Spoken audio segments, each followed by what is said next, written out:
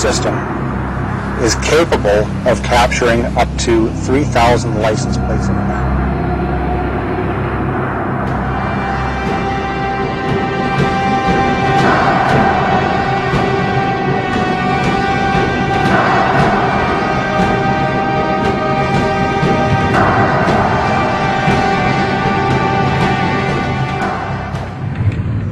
Agencies.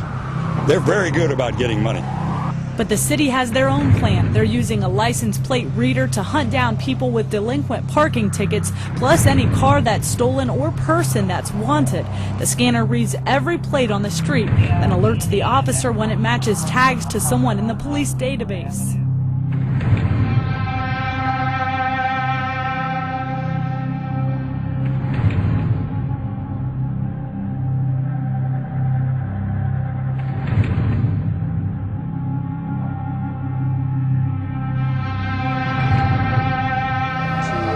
Parking lot of a shopping center and drive down the lanes of the parking lot, and as I'm doing that, I'm running every single license plate in that car.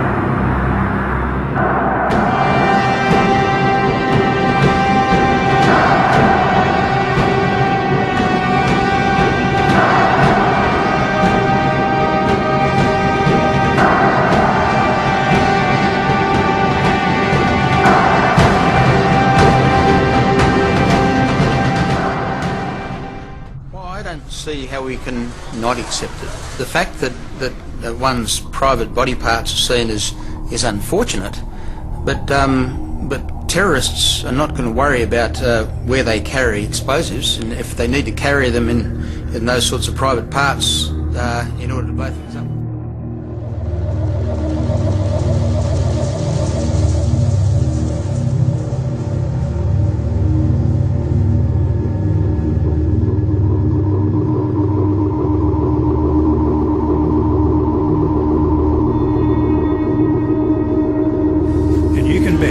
Once it's introduced at airports, there'll then be calls for it to be introduced at sporting stadiums, there'll then be calls for it to be introduced in public malls to deal with young people carrying knives, etc.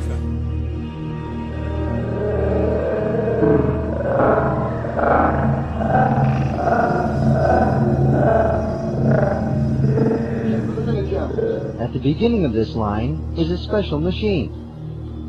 This machine scans a person's iris. It then searches a database to see if the person has been banned from coalition facilities.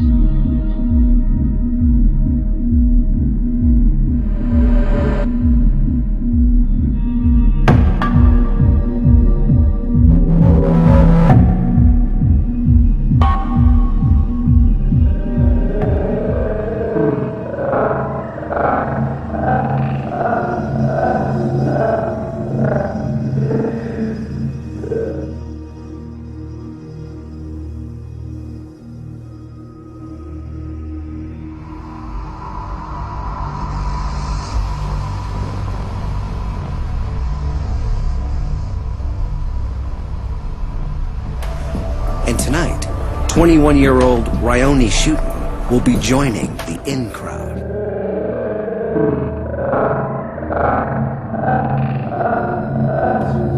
But before he can party, Ryoni has a doctor's appointment. He's getting an electronic chip implanted in his arm. It's called radio frequency identification. An RFID chip is a small device that transmits a radio signal that's read by a scanner. In 2003, the Attorney General of Mexico and some of his staff received RFID implants inside their bodies to allow them access to sensitive areas. While it's not yet commonplace, Ryoni's doctor has implanted nearly 100 chips. At first I have some doubt, of course, because you are putting chips in healthy young people. But I think it's the future.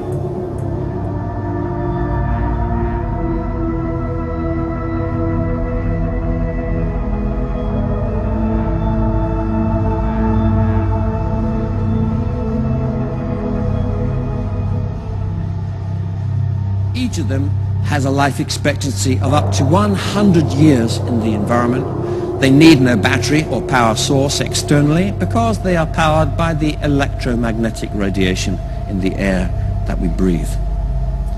Calls it smart dust. A smart dust particle or mote is a wireless sensor with sensing, computation, communication, and power in one package. Tiny specks of computer smart dust will form a vast invisible network that can help manage the infrastructure of even the largest city.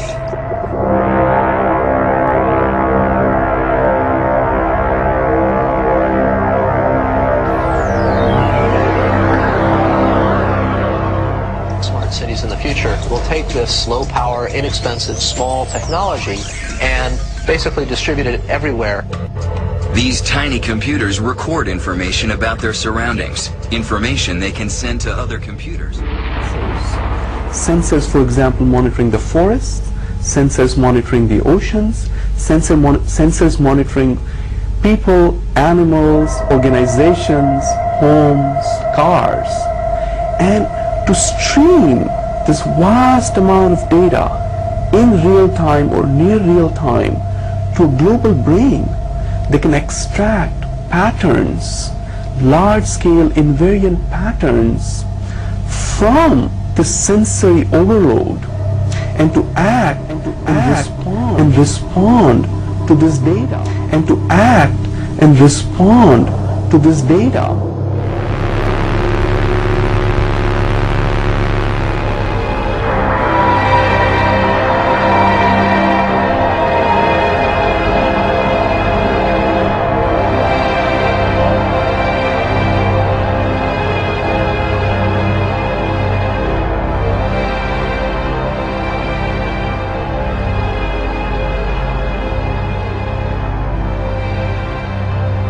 This kind of technology produces huge benefits in terms of security, counterfeiting, quality control, clinical monitoring.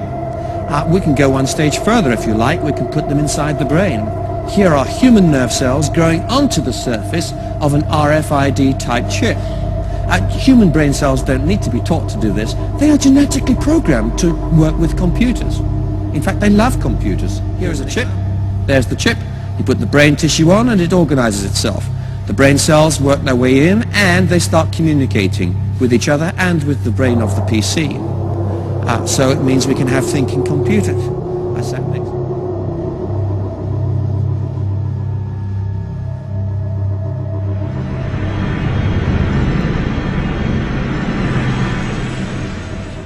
Human brain cells don't need to be taught to do this. They are genetically programmed to work with computers. In fact, they love computers. A 1,000 scale model of one of these micro-robots, and this is the width of a human hair. Human brain cells don't need to be taught to do this. They are genetically programmed to work with computers. In fact, they love computers. In fact, they love computers. In fact, they love computers. In fact, they love computers.